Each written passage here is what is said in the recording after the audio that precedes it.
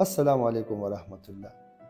دی د سوال ډیر نه راغلی دی او چې راتلو نو په لاره کې اکسیډنټ وکړ، د موټر سایکل نه ورتاو شو، خپې خوږ شوي دي، خو الله خیر کړی دی، ورته جامې شلېدلې دي که نه.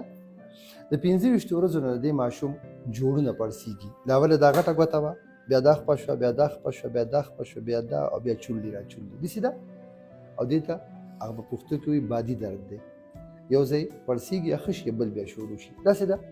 علاج ډېر وکړو خو ډېره زیاته غټه فایده یې ونه شوله. ماشوم چې راغی د ده عمر دی 18 سال. نو د ده دا ایج چې کوم دی نو دا د هډوکو د تبې دی، ریومیټیک فیور او دا ارترایټس دی.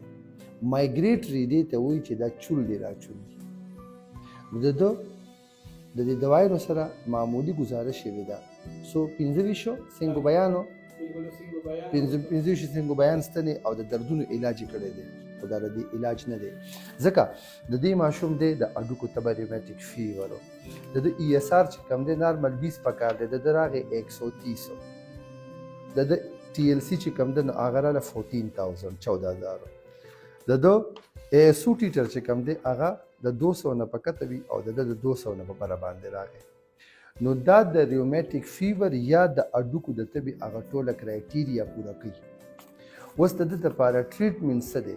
دی به د 21 سال د عمر پورې یا 15 کاله د ډایګنوسز نه بعد بنزیبایاټک ستن 12 لاک وخي څومره موده دی به یې وسو 15 کاله وخي، ځکه چې کم پکې ټایم ډیر وي هغه به ټیک وي. که دی وسو د 18 سال دی نو 19 20 21 ته 3 کاله پاتې دي او د ډایګنوسز نه بعد 15 کاله نو 15 کاله به یې وله وخي. که چېرې فرض کا دته په 15 کاله دا مرض معلوم شوی وي نو بیا به یې د 21 ساله پورې واده لري، بیا 6 کاله شو. د دې خپل حساب دی.